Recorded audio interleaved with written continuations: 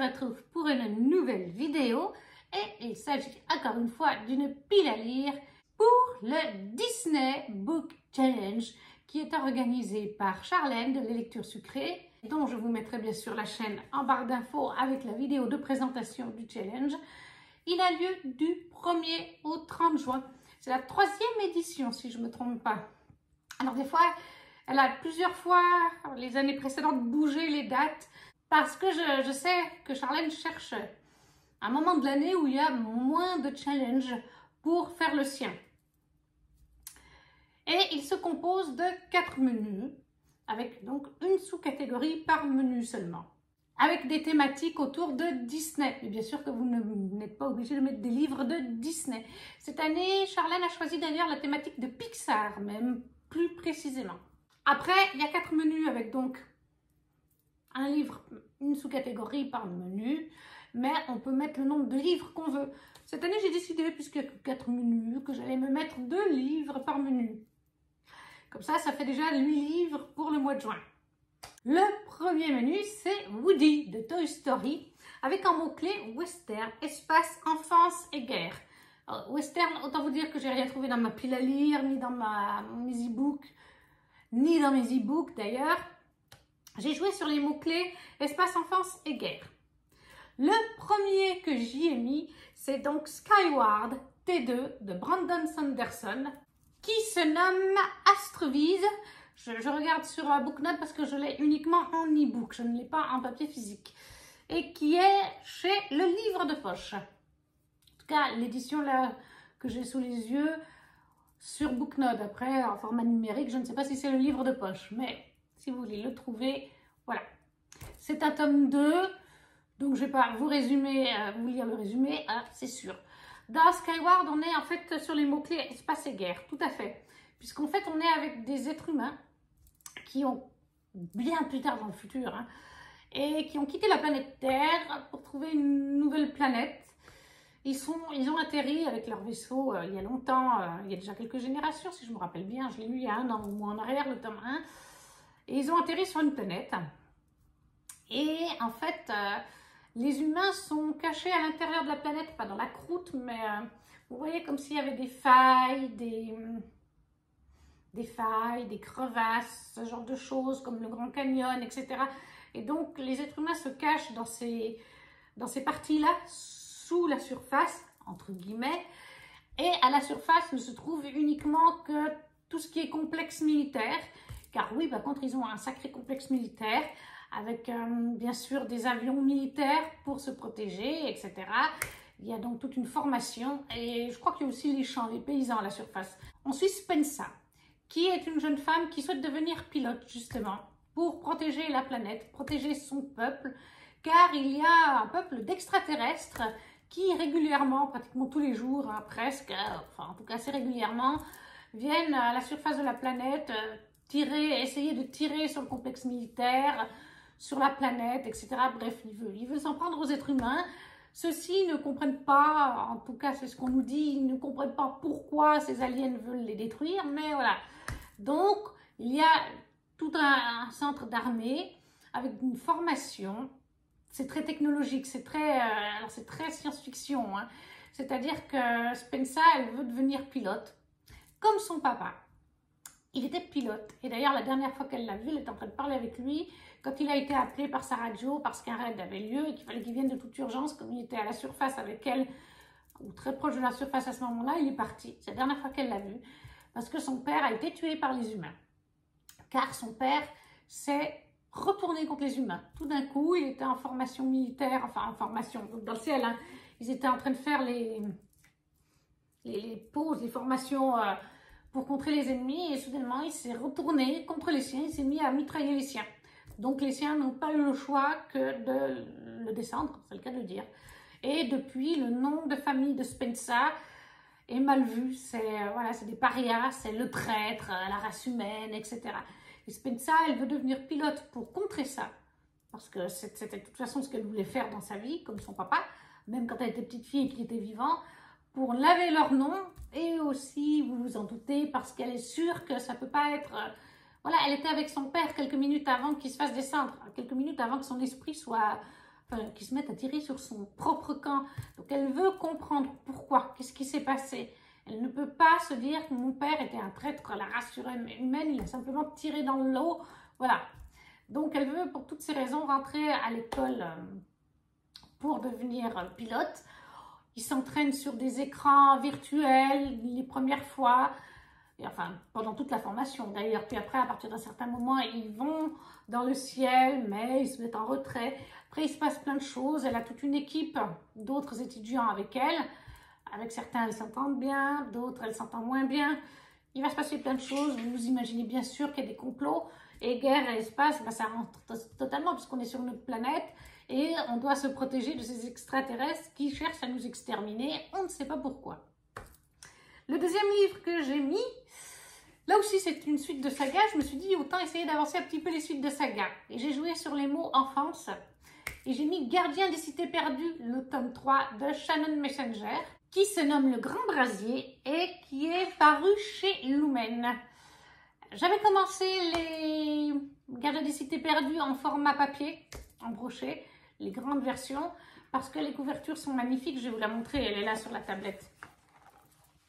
Regardez, elles sont belles ces couvertures, j'adore, c'est lumineux, c'est plein de couleurs, mais je ne sais plus combien il y a de tomes. Je crois qu'il y en a actuellement 8, en tout cas de sûr, plus un 8.5, je ne sais pas s'il n'y a pas encore un 9 de prévu et un 10. Et c'est des romans en grand format, je crois qu'ils sont un peu genre comme ça quand même. Donc dans une bibliothèque, ça prend de la place. Ça prend de la place, j'adore cette saga, mais à un moment donné, il faut commencer à faire des choix sur ce qu'on veut lire en papier et ce qu'on va lire en numérique. Et quand c'est des grosses sagas comme celle-ci, à moins que ce soit un coup de cœur vraiment monumental, je vais continuer en e-book. Je vais continuer en e-book parce que je n'ai plus de place. Et les livres que j'ai, la plupart, j'ai pas envie de m'en séparer. Donc, à un moment donné, faire des choix. C'est un tome 3, donc je ne vais pas vous lire le résumé du tome 3. Bon, on peut parler des mots-clés. Les mots-clés, c'est aventure, amitié, pouvoir surnaturel, fantasy, fantastique, suspense. Et on suit, en fait, pour le résumer un petit peu le tome 1, Sophie Foster, qui est une petite fille qui a 10 ou 11 ans dans le tome 1. Parce que là aussi, ça fait 2 ans que j'ai commencé cette saga. J'en lis à peu près un par année. Elle a 10 ou 11 ans, à peu près, ou 12 ans maximum. Bon, c'est une petite fille encore. Quand on commence le tome 1, elle vit avec sa maman, son papa, je crois qu'elle a un frère ou une sœur, et un chat surtout. Et Sophie, elle ne s'est jamais vraiment sentie bien intégrée à l'école, parce que Sophie entend les pensées de ses camarades de classe, ce qui n'est pas quelque chose d'ordinaire, des êtres humains en général. Si je me rappelle bien, c'est les pensées qu'elle entend. Et elle se met un petit peu à l'écart, parce que ça lui crée en plus des maux de tête astronomiques, là. Première fois qu'on la rencontre, elle est dans une visite de musée ou quelque chose comme ça. Donc il y a plein de gens autour, c'est pas facile pour elle. Et un jour, un garçon débarque et lui dit qu'en fait, il est comme elle. Il a aussi un don parce qu'elle n'est pas humaine. Sophie est une elfe. Les elfes existent. Ils vivent dans un royaume parallèle au nôtre. On peut passer par certains moyens magiques. Je ne vous dis pas lesquels, vous verrez bien. Et Sophie est une elfe. Elle n'est pas la fille de ses parents. C'est déjà en soi un petit peu difficile pour la petite fille de se dire bah, mes parents ne sont pas mes vrais parents. Pourquoi? Comment? Il y a tout un mystère autour de Sophie que même dans le royaume, on ignore exactement qui elle est et qui sont ses parents biologiques. Donc c'est un peu ça, le tome 1, ça va être pour Sophie de découvrir qui elle est, qui est ses parents biologiques. Mais même dans le tome 2 et même dans le tome 3, on continue de découvrir des choses sur Sophie. Je ne peux pas vous en dire trop sans vous spoiler, mais voilà. On est donc sur un royaume parallèle au nôtre. Donc des fois, on va tout d'un coup un petit peu dans le nôtre, mais on est beaucoup dans l'autre royaume. C'est un petit peu, moi ça me fait penser un petit peu le tome 1 surtout, à Harry Potter. Comme je vous dis, le tome 1, parce que elle a à peu près l'âge d'Harry Potter quand elle découvre qu'elle n'est pas une simple humaine, elle va dans ce royaume et bien sûr, elle va devoir étudier pour utiliser ses pouvoirs, pour apprendre ses royaumes. On parle d'Atlantis par exemple, on parle de différentes cités perdues en fait. Et bien sûr, elle va se faire plusieurs amis.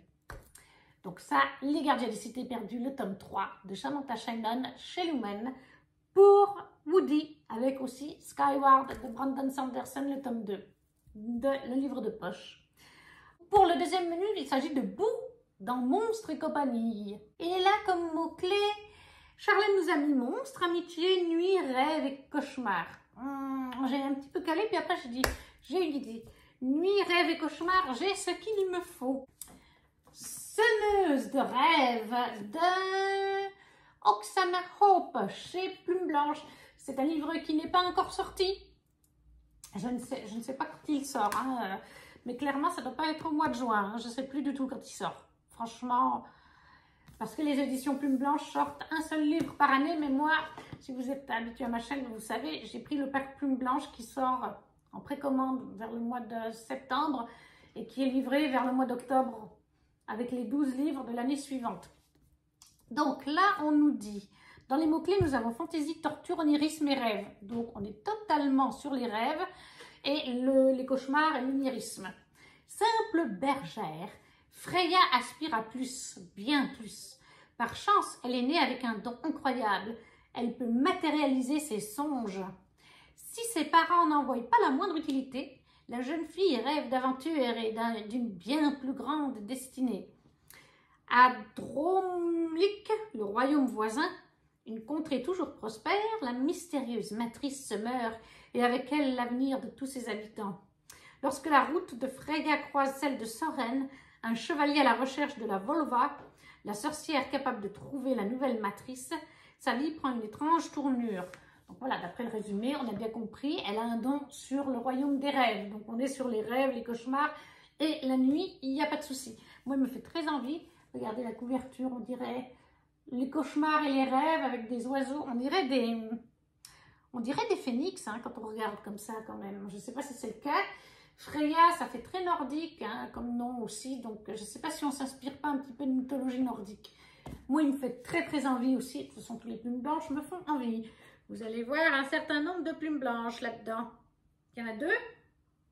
Oui, il y en a 2. Donc, encore une fois, ça prouve que j'adore cette maison d'édition. Donc, Semeuse de rêve chez Plume Blanche de Oksana Hope, qui n'est pas encore sortie. Allez voir sur le site des éditions Plume Blanche. Là, je ne l'ai pas sous les yeux. Est-ce qu'ils nous le mettent? Oui, sur Booknode, il y est. Le 5 décembre. Donc, vous avez encore le temps hein, pour pouvoir l'avoir, ce livre. Le deuxième livre que je me suis mis, c'est Nuit. Je ne pense pas que Rêve et Cauchemar correspondent. J'ai mis Nuit, on verra bien. Le livre de la nuit, tome 1 de Holly Black chez De Saxus en édition Toc Toc. Pourquoi j'ai mis ça? Parce qu'à un moment donné, dans le résumé, on nous parle d'une jeune fille qui va essayer de chercher et de voler le livre de la nuit. Le résumé nous dit « Charlie Hall est une escroc de bas étage. Elle n'a jamais trouvé une serrure qu'elle ne pouvait crocheter, un livre qu'elle ne pouvait voler ou une mauvaise décision à ne pas prendre. Elle a passé la moitié de sa vie à travailler pour des crépusculiens, des magiciens qui manipulent les ombres afin d'espionner ou même à tuer des gens. Les crépusculiens gardent leurs secrets avec avidité et pour faire fructifier leur réseau clandestin, ils ont besoin de Charlie. Maintenant, Barmaid, la jeune femme, essaye de s'éloigner de ses erreurs passées. Mais sortir de cet univers n'est pas si facile, sans compter que sa sœur a désespérément besoin de magie et que son petit ami, sans ombre et peut-être sans âme, semble lui cacher des choses. Lorsqu'une figure de son passé refait surface, Charlie replonge dans un tourbillon de meurtres et de mensonges. Déterminé à survivre, il va devoir affronter de nombreux adversaires qui essayent de s'emparer d'un secret au pouvoir terrifiant. C'est alors que Charlie se lance à la recherche du livre de la nuit. Oui, voilà, il y a le mot livre de la nuit. Donc, je me dis, voilà, ça doit rentrer. Oui, ça doit... On fait rentrer comme on peut. Je voulais absolument le mettre, en fait, celui-là, parce que c'est une DLC sur le coin DLC pour le mois de juin. Et ça fait un moment en plus qu'il est dans ma palle depuis sa sortie. Donc, j'avais envie de le lire. Holly Black, le livre de la nuit, le tome 1, paru chez De Saxus. Vous avez peut-être vu Electra passer en furie devant la caméra. Ça lui arrive des fois. Ça, c'était pour le menu Bouh! Le troisième menu, c'est celui de Nemo, du monde de Nemo. En mots-clés, on a bien sûr océan et mer, regroupés dans le même famille, maladie et drame. Là, j'ai entouré tous les mots-clés parce que je pense que ça peut jouer. En premier, j'ai mis 200 d'écume et de glace, le tome 1 d'Alexiane Delis, paru chez Michel Lafon-Poche. Regardez cette couverture qui est magnifique, qui est de Tif d'ailleurs. Alors, pourquoi je l'ai mis en maladie, drame, famille, océan? Bon, océan et mer, ça me paraît assez clair et net. Je sais pas, d'après ce qu'on voit, hein, on voit une sirène. On va lire le résumé. La perspective de passer ce qui pourrait être son dernier été loin de chez elle n'enchante pas vraiment Perséphone. La jeune fille atteinte d'une mystérieuse maladie qui l'affaiblit de jour en jour se retrouve coincée dans le Finistère chez une tante excentrique dont elle ignore tout. Elle, qui n'avait jamais fait face à l'océan, se sent irrésistiblement attirée par cette immense étendue d'eau.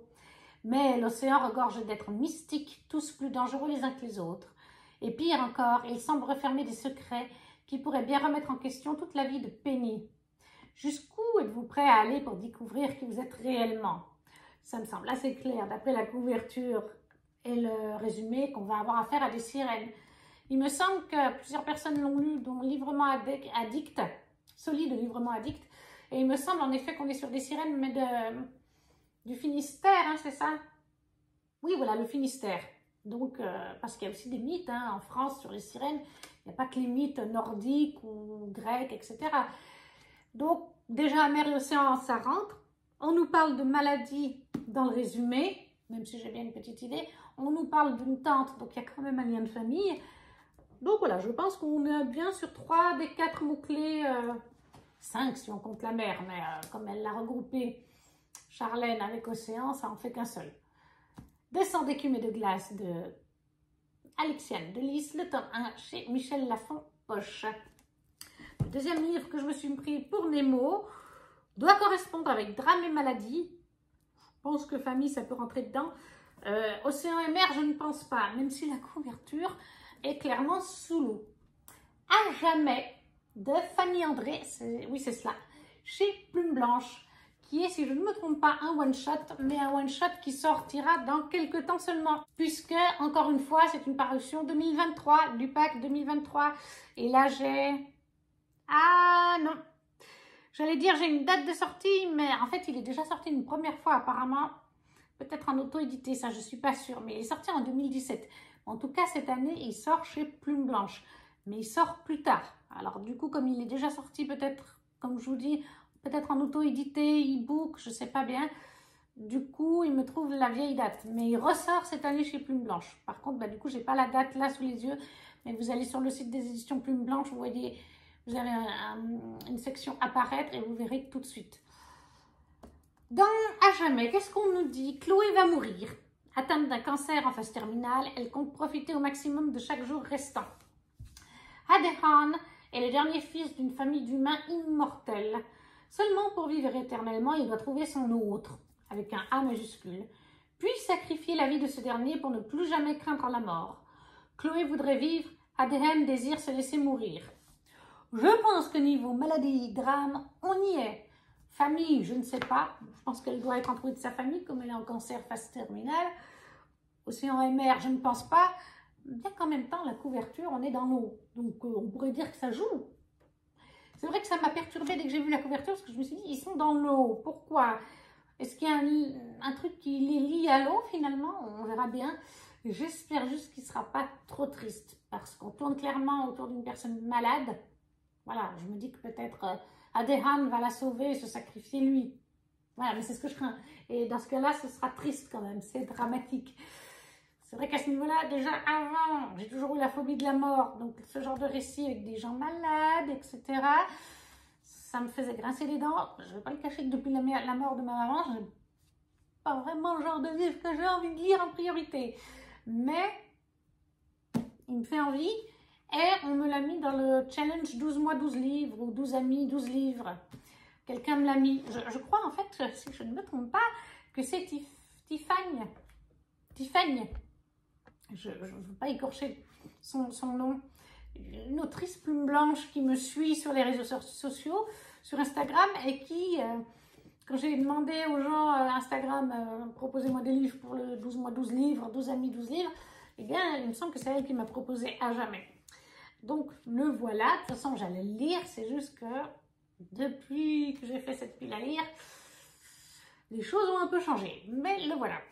Et il me fait quand même très envie. Donc, À jamais de Fanny André chez Plume Blanche. Apparaître prochainement dans les prochains mois. Le dernier menu, c'est Rémi de Ratatouille Et là, les mots-clés sont cuisine, forcément. Passion, amour, animaux. Autant dire animaux et cuisine, j'ai rien trouvé. J'ai mis pour passion et amour. Et j'ai mis le tome 1 de la saga d'Hadès. Je crois qu'ils l'ont appelé comme ça. Hadès, la saga de Scarlett Sinclair. Chez Hugo, format broché, normal, le grand format. On est donc sur le mythe grec d'Hadès et Perséphone. On a vu passer Hadès et Perséphone, on a vu passer partout, Bookstagram, BookTok, voilà, il a eu un succès monstre. Et cette fois, c'est en fait des tomes sur Hadès, puisque dans Hadès et Perséphone, on suit Perséphone en fait. On est pratiquement toujours de son point de vue, à part peut-être dans le tome 2 et 3, il y a peut-être quelques chapitres du point de vue d'Hadès, mais on est à 3/4 du temps avec Perséphone. Et là, on est sur leur histoire, mais du point de vue d'Hadès. Et je pense que ce n'est pas répétitif. C'est des tomes qui se lisent, en fait, vous devez lire, ça se lit chronologiquement, ce serait Hadès et Perséphone, tome 1. La saga d'Hadès, tome 1. Hadès et Perséphone, tome 2. La saga d'Hadès, tome 2. Hadès et Perséphone, tome 3. Hadès, tome 3. Ça se lit comme ça, d'après ce que j'ai compris. Alors après, chez Hugo, ils ont sorti les 3 premiers tomes d'Hadès et Perséphone en 2022. Et là, ils vont sortir, je pense, les 2 ou 3 tomes d'Hadès à la suite. Parce que je sais qu'il y en a en tout cas 2 qui sont sortis, mais je ne sais pas si le 3e tome n'est pas sorti en VO d'ailleurs.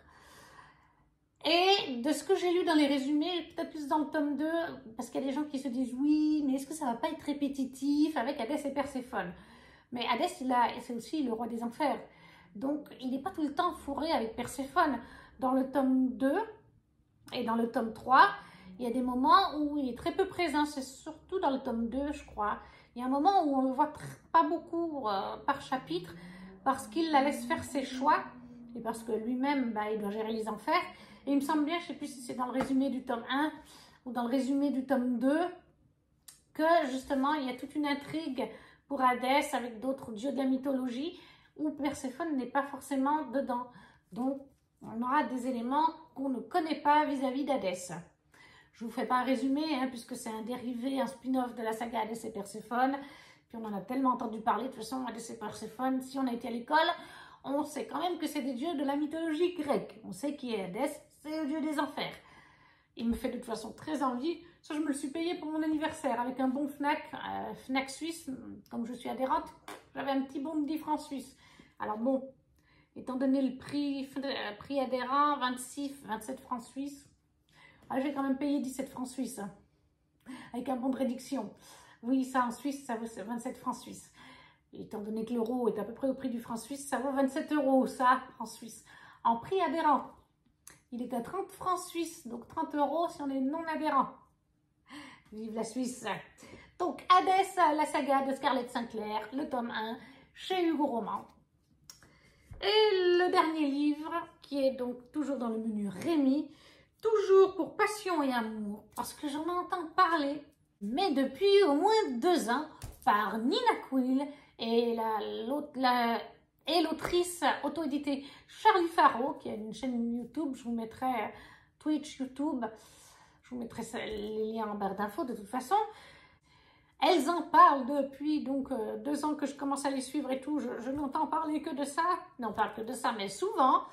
Merci Thompson, le tome 1 de Patricia Brinks, qui est paru chez Milady. C'est une Beatlite, comme dit Nina. Beatlite. Moi j'ai Beatlite. Oui, non, Beatlite. Voilà, je vous dis, Nina ne fait que parler de ça. Charlie aussi. Charlie s'est inspiré un petit peu pour Honora de ça. C'est des sagas de leur jeune adolescence. Voilà.